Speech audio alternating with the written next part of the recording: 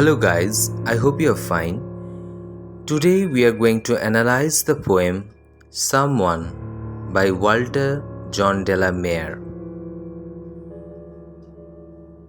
পোয়েমটার analysis শুরু করার আগে আমরা ওয়াল্টার জন ডে লা মেয়ার সম্পর্কে জেনে নিই। Walter John de la Mare was an English poet, short story writer and novelist. Walter de la Mare ছিলেন একজন ইংরেজ কবি, ছোট গল্পকার এবং ঔপন্যাসিক।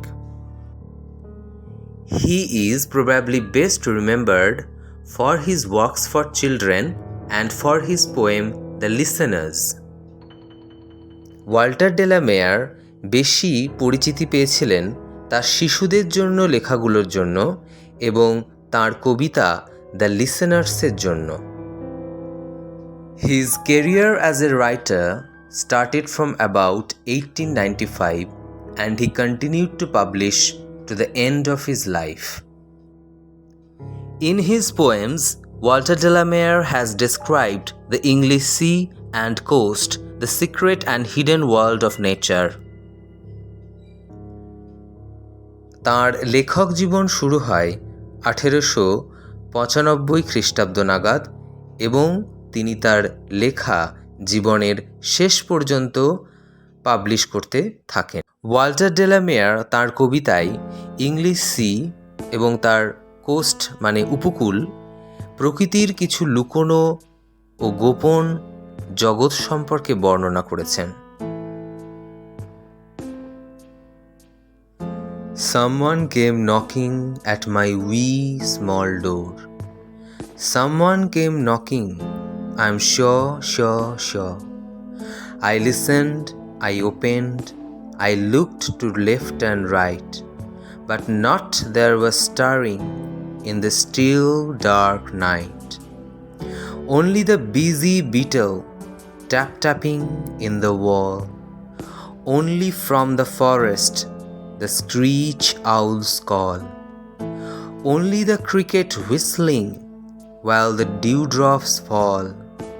So I know not who came knocking at all.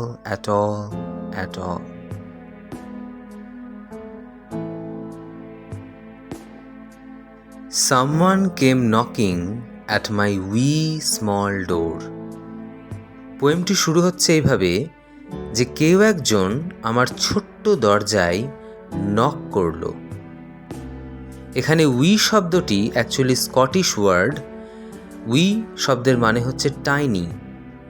এবার এখানে টাইনি বা স্মল এই কথাটা দুবার ইউজ করা হয়েছে, একবার উই আবার স্মল, অর্থাৎ দরজাটা এতটাই ছোট যে সেটাকে জোর দিয়ে বলার জন্য পোয়েট এখানে উই এবং স্মল এই দুটো অ্যাডজেক্টিভ ডোরের আগে ইউজ করেছেন।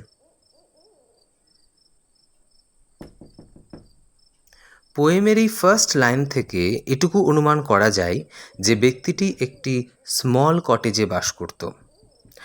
ইট ওয়াজ নট এ প্যালেস, সেই জন্যই কিন্তু স্মল ডোর এই কথাটি ইউজ করা হয়েছে স্মল কটেজ এটা বোঝানোর জন্য। Someone came knocking, I am sure. এখানে পোয়েট আবার ফার্স্ট লাইনটিকেই রিপিট করছেন, Someone came knocking, অর্থাৎ তিনি জোর দিয়ে বলতে চাইছেন এবং তিনি নিশ্চিত যে কেউ একজন তার দরজায় নক করে গেল। এবং তার পরের লাইনে তিনি বলছেন আই এম শিওর। এই যে শিওর ওয়ার্ডটাও তিনি 3 বার ইউজ করছেন এবং রিপিট করছেন, অর্থাৎ এই রিপিটেশনের মধ্য দিয়ে তিনি জোর দিয়ে বলছেন যে তিনি একদম নিশ্চিত যে কেউ একজন তার দরজায় নক করেছিল। এই লাইনে একটা লক্ষ্য করার মতো বিষয় যে আই এম শিওর এই লাইনে এই শিওর ওয়ার্ডটা পোয়েট 3 টাইমসই কেন ইউজ করেছেন, কেন 2 বার বা 3 বার ইউজ করেনি? Why did he use the word sure 3 times, not 2 times or 4 times? Generally আমরা যখন কারো বাড়িতে যাই তখন বাইরে থেকে দরজায় সাধারণত 3বার নক করি, ঠক ঠক ঠক করে। তো পোয়েট সেই 3বার নকের সাথে এইটা মেলানোর জন্য এই 3বার শিওর কথাটা ইউজ করেছেন। এগুলো হলো এক ধরনের লিটারারি ডিভাইস যেগুলোর মধ্য দিয়ে পোয়েটসরা কবিতাকে আরও বেশি সুন্দর করে তোলেন। I listened, I opened, I looked to left and right. Poet যখন নকিংটা শুনলেন তখন তিনি দরজাটা খুললেন, কিন্তু কাউকে দেখতে পেলেন না। তাই তিনি একবার লেফটে দেখলেন আর একবার রাইটে দেখলেন যদি কাউকে দেখতে পাওয়া যায়। But not there was a stirring in the still dark night. Not means nothing, কিছুই না।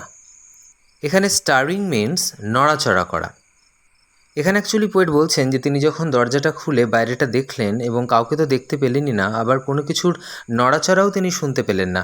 নড়াচড়া মানে গাছের পাতার নড়াচড়া, এইগুলোই তিনি বোঝাতে চেয়েছেন। আসলে কেউ যদি বাইরে থাকে তাহলে কিছু না কিছু তো নড়াচড়ার শব্দ হবেই। মানে কেউ যদি হেঁটে যায়, হয়তো শুকনো পাতা পড়ে আছে, সেই শুকনো পাতার খসখস করে আওয়াজ হওয়ার কথা, তো তিনি কোনো নড়াচড়ার আওয়াজই শুনতে পেলেন না।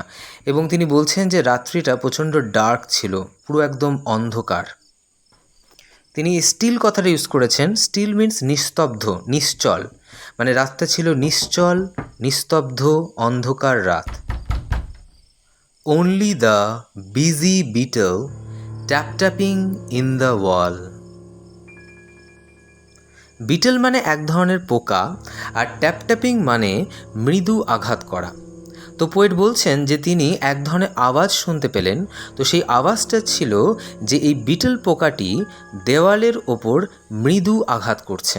এখানে কবি বিজি বিটল এই শব্দটা ইউজ করেছেন, তার কারণ তিনি বোঝাতে চেয়েছেন যে বিটল ইনসেক্টটি খুব বিজি, ওই ওয়ালে যে আওয়াজ করছে, মৃদু আঘাত করছে, সেটা নিয়ে খুব busy. Only from the forest the screech owls call. তিনি জঙ্গল থেকে একটি আউলের মানে প্যাঁচার তীক্ষ্ণ ডাকও শুনতে পেলেন। এখানে পোয়েট স্ক্রিচ আউল এই কথাটার ইউজ করেছেন। আসলে আউলের ডাক প্রচণ্ড কর্কশ এবং হার্শ হয়, সেই কারণে এই ডাককে বলা হয় স্ক্রিচ। এবং এখানে স্ক্রিচ আউল বলতে kind of owl which utters a harsh and shrill cry, এক ধরনের আউল যেগুলো প্রচণ্ড কর্কশ এবং তীক্ষ্ণ ডাকে। Only the cricket whistling while the dewdrops fall. এছাড়াও তিনি ক্রিকেটস অর্থাৎ ঝিঝি পোকার ডাক শুনতে পেলেন, আর ডিউড্রপস অর্থাৎ শিশির পড়ার আওয়াজও শুনতে পেলেন। তাহলে তিনি কিসের কিসের ডাক শুনতে পেলেন? তিনি বিটেলের আওয়াজ শুনতে পেলেন, বিটেলটি দেওয়ালে মৃদু আঘাত করছিল সেটার আওয়াজ। দূরে জঙ্গল থেকে প্যাঁচার তীক্ষ্ণ ডাক শুনতে পেলেন। এছাড়া ঝিঁঝি পোকা ডাক এবং শিশির বিন্দু পড়ছিল সেটারও আওয়াজ তিনি শুনতে পেলেন। এখানে কিন্তু পোয়েট খুব সুন্দরভাবে রাতের বেলার বিভিন্ন আওয়াজগুলোর এখানে কিন্তু বর্ণনা দিয়েছেন। এই সমস্ত আওয়াজগুলোর মধ্য দিয়ে কবি কিন্তু খুব সুন্দরভাবে একটি সুপারন্যাচারাল অ্যাটমসফিয়ার তৈরি করেছেন। সুপারন্যাচারাল অ্যাটমসফিয়ার মিন্স একটি ভৌতিক পরিবেশ সৃষ্টি করেছেন। এই সমস্ত সাউন্ডগুলোর মধ্য দিয়ে পোয়েট কিন্তু খুব সুন্দরভাবে অডিটারি ইমেজারি ইউজ করেছে। Auditory means sound. আমরা যেন নিজেরাই ওই সাউন্ডগুলোকে শুনতে পাচ্ছি। এখানে আরেকটা বিষয় লক্ষ্য করার মতো যে তিনি এই কটা লাইনে অনলি এই ওয়ার্ডটা বারবার রিপিট করেছেন, 3বার ইউজ করেছেন। অনলি দ্য বিজি বিটল, আবার অনলি ফ্রম দ্য ফরেস্ট, আবার অনলি দ্য ক্রিকেট হুইসলিং। এই ধরনের একই ওয়ার্ড বারবার ইউজ করাকে রেপিটেশন বলা হয়। এটাও এক ধরনের লিটারারি ডিভাইস যেটার মধ্য দিয়ে কবিতাকে আরও সুন্দর করে তোলা যায়। So I know not who came knocking at all at all at all. তিনি বলছেন যে তিনি আদৌ জানেন না যে কে এসে তার দরজায় কড়া নেড়ে গেল, নক করে গেল। এখানেও কিন্তু অ্যাট অল কথাটি 3বার ইউজ করা হয়েছে। 3বার নকিংয়ের সাথে মেলাতে গিয়ে কবি কিন্তু এখানে এই ধরনের ওয়ার্ডসগুলো 3বার করে রিপিট করেছেন। এর আগে তিনি শিওর কথাটাও 3বার ইউজ করেছেন, I am sure sure sure. আবার অনলি কথাটাও 3বার ইউজ করলেন। আবার এখানে অ্যাট অল কথাটাও তিনি 3 টাইমস ইউজ করলেন। আবার নকিং কথাটাও এই পুরো কবিতায় 3বার ইউজ হয়েছে। শব্দগুলি 3বার করে ইউজ করার মধ্য দিয়ে সেই 3বার নকিং করার ব্যাপারটাকেই তিনি তুলে ধরেছেন। তেমনি আবার অ্যাট অল কথাটা তিনি 3বার ব্যবহার করেছেন একথা বোঝাতে যে তিনি জানেন না যে কে তার দরজায় নক করেছে, কিন্তু তিনি শিওর নিশ্চিত যে কেউ না কেউ তার দরজায় নক করেছিল। এই কবিতায় পোয়েট খুব সুন্দরভাবে একটা মিস্টেরিয়াস অ্যাটমসফিয়ার ক্রিয়েট করেছেন। পোয়েমের শেষে পোয়েট এটা রিডারদের ওপর ছেড়ে দিয়েছেন যে কে আসলে দরজায় নক করেছিল। পোয়েট চেয়েছেন যে তার কবিতাটি পড়ার পর তার পাঠকেরা বা রিডাররাই ইমাজিন করুক সত্যিই কি কেউ দরজায় নক করেছিল, না তিনি ভুল শুনেছিলেন। এটা হতেই পারে যে তিনি হয়তো অন্য কোনো আওয়াজকে দরজার নক বলে ভুল করেছিলেন। আবার এটাও হতে পারে সত্যিই কেউ হয়তো দরজায় নক করেছিল, আর তাই যদি হয় তাহলে সে কে? This is how the poet created a mystery and he wanted his readers to be imaginative and creative. এইভাবেই কবি তার কবিতার শেষে একটি রহস্যময়তার সৃষ্টি করেছেন এবং তিনি তার রিডার্সদের কল্পনাপ্রবণ করে তুলতে চেয়েছেন।